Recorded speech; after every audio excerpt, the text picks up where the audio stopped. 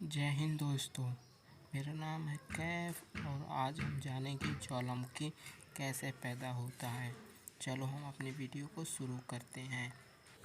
हमारे पैरों के नीचे की ऊष्मा। ज्वालामुखी के बारे में हमें एक लंबा अनुभव, परंतु ज्वालामुखी कैसे पैदा होता है इस बारे में क्या आप जानते हैं? हाँ, एक पुरानी मान्यता के अनुसार पृथ्वी के नीचे बहुत ऊष्मा संचलित है। ज्वालामुखी को समझने का अभी भी यह सबसे अच्छा तरीका है। हम बहुत प्राचीन काल से एक बात जानते हैं कि पृथ्वी के नीचे बहुत गर्मी है और इसे हम आसानी से महसूस कर सकते हैं। दुनिया में अलग अलग स्थानों पर लोग सोना, हीरा और अनमूल्यवान धातुओं को निकालने के लिए गहरी खदान खोदते हैं। खदान जितनी अधिक गहरी होती है वहाँ उतना ही ज्यादा तापमान होता है और यह तथ्य चाहे वह दुनिया के किसी भी कोने में हर एक खदान के बारे में यह सच है। दुनिया की सबसे गहरी खदान दक्षिण अफ्रीका में है। यह खदान 2 मील गहरी है और इस गहराई पर वहाँ के पत्थरों का तापमान 126 डिग्री फ़ारेनहाइट होता है। जब तक ऊपर से ठंडी हवा नीचे फेंकी न जाए तब तक वहाँ लोगों के लिए काम करना असंभव है।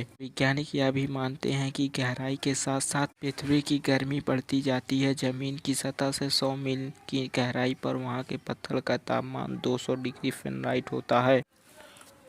पृथ्वी की सतह पर इतने अधिक तापमान पर पत्थर पिघलकर लावा बन जाता है, परंतु इतनी गहराई में ऊपर के पत्थर से अधिक दबाव के कारण नीचे के पत्थर एकदम दबे रहते हैं। वे ठोस रहते हैं और पिघलते नहीं हैं। पृथ्वी की पपटी क्रिस्टल के नीचे गर्म और लाल पत्थरों की परत को मेटल कहते हैं। इस मेटल के नीचे पृथ्वी का अनुभव कोर होता है। इस कोर में मुख्यतः लोहा होता है और वह इतना गर्म होता है कि वह एक सफेद तरल जैसा दिखाई देता है। पृथ्वी के केंद्र में तापमान 5 से 6000 डिग्री फ़ारेनहाइट होता है। दरअसल यह तापमान सूर्य की सतह के तापमान जितना होता है। पृथ्वी के अंदर बहुत ऊष्मा संचलित है जिसमें ज्वालामुखी को समझा जा सकता है, परंतु यह सारी ऊष्मा वहाँ कैसे आई? इसका उत्तर पृथ्वी की निर्माण प्रक्रिया में निहित है। आज से 50 साल पहले बहुत से खगोलशास्त्रियों का मानना था कि पृथ्वी किसी जमाने में सूर्य का हिस्सा रही होगी। इनके अनुसार खरबों साल पहले सूर्य के पास से गुजरते किसी तारे के गुरुत्वाकर्षण बल से सूर्य का एक भाग अपनी ओर खींचा होगा और उसी से पृथ्वी समेत हमारे सौरमंडल के अन्य ग्रह भी बने होंगे। ऐसी घटना पर पृथ्वी के केंद्र का तापमान और सूर्य की सतह के तापमान का एक समान होना समझ में आता है। भागवंश पृथ्वी की बाहर की सतह धीरे धीरे करके ठंडी हुई और उसी वजह से आज हमारे साथ साथ वाहन जीव भी फल फूल रहे हैं। परंतु जब खगोलशास्त्रियों ने गंभीरता से विचार किया तो पृथ्वी के कभी सूर्य का हिस्सा होने की कल्पना गलत साबित हुई। इस अवधारणा में कई खोट है और खगोलशास्त्री इस नतीजे पर पहुंचे कि हमारी पृथ्वी कभी भी सूर्य का भाग नहीं थी।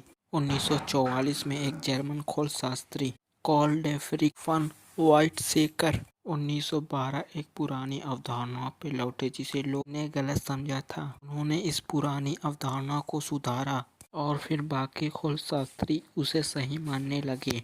इस सुधार अवधारणा के अनुसार सूर्य और उसके तमाम ग्रह एक विशाल धूल और गैस के बादल से एक समय ही जन्मे थे। धूल और गैस के कण ने आपस में मिलकर एक बड़ा कण बनाया जिससे और बड़े टुकड़े बने और फिर बाद में उससे भी बड़े। अंत में पदार्थ के बड़े टुकड़े आपस में टकराए और गुरुत्वाकर्षण के प्रभाव से बाद में सारे ग्रह बने। पदार्थ के सबसे अधिक टुकड़े बादल के केंद्र में थे जिसके आपस में मिलने से सूर्य बना, जिसका आकार बाकी ग्रहों को मिलाकर भी बड़ा है। परंतु बादल की परिधि पर फिर भी बहुत सा पदार्थ बचा और उससे ही सब ग्रह बने। आपस में मिलने वाले सभी टुकड़े ठंडे थे। फिर हमारी पृथ्वी इतनी गर्म क्यों है? जब 2 टुकड़े गुरुत्वाकर्षण बल के कारण टकराते हैं तो गतिज ऊर्जा ऊष्मा में बदल जाती है। जैसे जैसे और टुकड़े टकराए एक बड़ा पिंड बनते हैं वैसे वैसे और अधिक ऊष्मा पैदा होती है और अंत में जब पृथ्वी जैसा बड़ा पिंड बना तब तक इतनी ऊष्मा पैदा हो चुकी है जिससे वह पिंड एकदम सफेद गर्म हो जाए। यह स्वाभाविक है कि जितने ज्यादा टुकड़े आपस में मिलेंगे उतना ही अधिक गर्म पिंड होगा। बृहस्पति ग्रह पृथ्वी की तुलना में बहुत बड़ा है और उसका केंद्र पृथ्वी की अपेक्षा बहुत ज्यादा गर्म भी है। सूर्य जो सौरमंडल में सबसे बड़ा है, सबसे अधिक गर्म भी है। अगर हमारी पृथ्वी शुरू में बहुत गर्म थी तो करोड़ों लाखों सालों में उसकी बाहरी सतह धीरे धीरे करके ठंडी हुई, पर उसका आंतरिक भाग क्यों नहीं ठंडा हुआ? पृथ्वी संपूर्ण रूप से क्यों नहीं ठंडी हो रही है?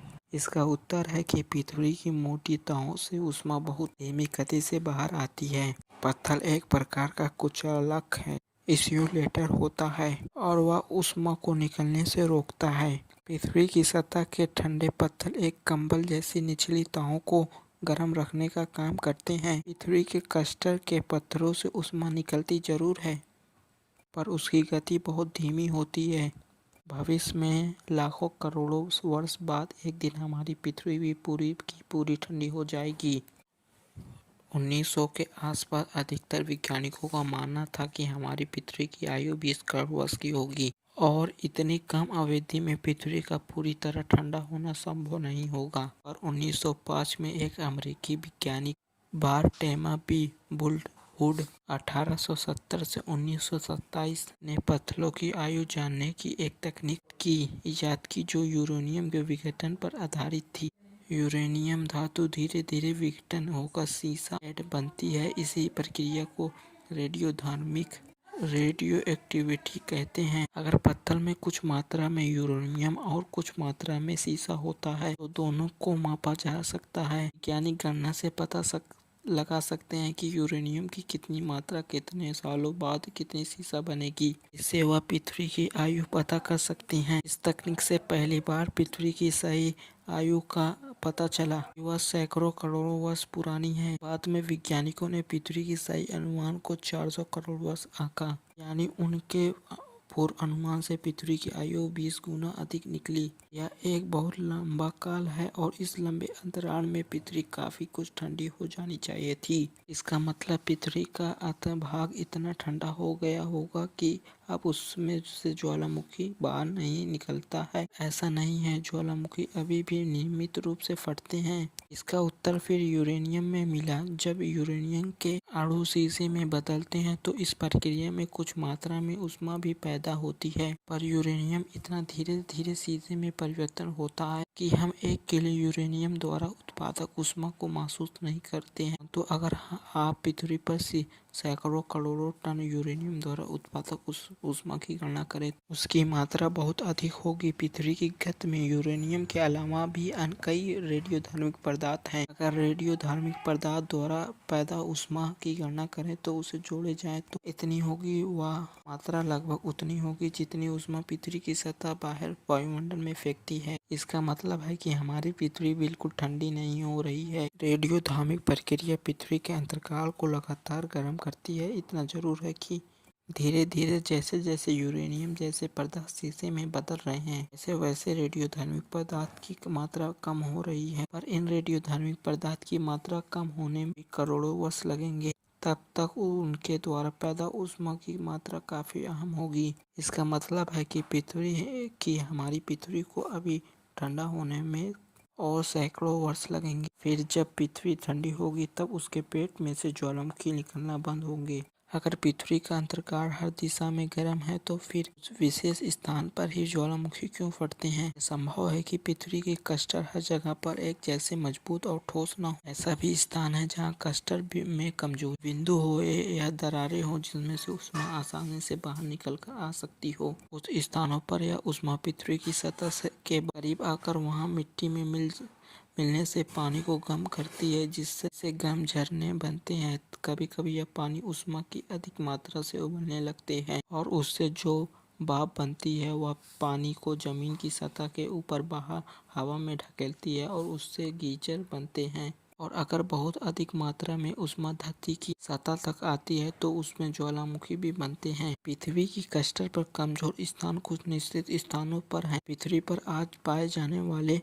500 सक्रिय ज्वालामुखी में से लगभग 300 प्रशांत महासागर में एक विशेष भाग में पाए जाते हैं और करीब 80 ज्वालामुखी इंडोनेशिया के द्वीप में पाए जाते हैं। ज्वालामुखियों के इस वर्ग को अक्सर आग का घेरा कहा जाता है। 1800 में वैज्ञानिक इस तथ्य पर गंभीरता से विचार करते रहे। उसको लगा कि कभी चंद्रमा भी पृथ्वी का भाग रहा होगा और इसके आग अलग होने से पृथ्वी में एक बड़ा गड्ढा पैदा हुआ होगा जिसे प्रशांत महासागर ने भरा होगा। इससे उन्हें लगा कि प्रशांत महासागर के किनारे पर कुछ कमजोर स्थान पैदा हुए, यहाँ से अब ज्वालामुखी फटते हैं। पर वैज्ञानिकों की यह धारणाएं बिल्कुल गलत निकली। अब वैज्ञानिकों का मानना है कि चंद्रमा कभी भी पृथ्वी का हिस्सा नहीं था। अगर हम पृथ्वी पर सभी ज्वालामुखी और भूकंप के केंद्रों का एक नक्शा बनाएं तो हम पाएंगे कि नक्शे में आग के अलावा और भी कई वाक्य होंगे। इस पृथ्वी के नक्शे पर हमें बड़े बड़े टुकड़े दिखाएंगे जिसके किनारे पर यह ज्वालामुखी और भूकंप के केंद्र स्थित हैं। टेक्टोनिक प्लेट और आग का घेरा। Tectonic plate and the king of fire. 1950 के आसपास वैज्ञानिकों को इस बात का परिणाम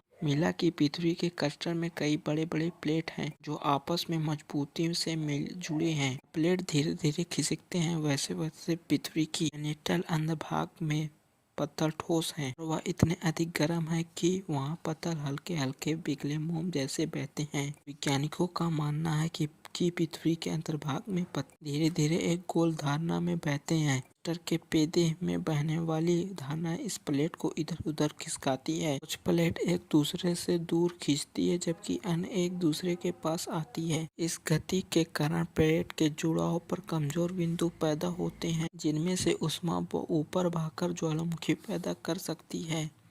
कोई ज्वालामुखी कब सक्रिय होगा, क्या हम इसका सही अनुमान लगा सकते हैं? अभी तो नहीं। हम जैसे जैसे हम प्लेट के खिसकने को बेहतर समझेंगे वैसे वैसे हम ज्वालामुखी कब फटेगा उनका भी सही अनुमान लगा पाएंगे। क्या हम किसी ज्वालामुखी को फटने से रोक सकते हैं और इससे पहले कि ज्वालामुखी में एक बड़ा विस्फोट हो, क्या हम कुछ करके उसमें एक छोटा विस्फोट करके उसके ऊष्मा को कर सकें? ऐसा करने की आज हमारे पास ऐसी कोई तकनीक उपलब्ध नहीं है, परंतु हमारे ज्ञान में लगातार इजाफा हो रहा है और जैसे जैसे हम पृथ्वी को बेहतर तरीके से समझेंगे वैसे वैसे इस जटिल प्रश्न के हमें उत्तर भी मिलेंगे। क्या लगता है दोस्तों, वैज्ञानिक इस प्रश्न का उत्तर खोज पाएंगे कि नहीं? अपनी राय कमेंट बॉक्स में जरूर दें। दोस्तों ये वीडियो कैसे लगी कमेंट करके जरूर बताएं। जय हिंद। मिलेंगे हम अगली वीडियो में, तब तक के लिए धन्यवाद।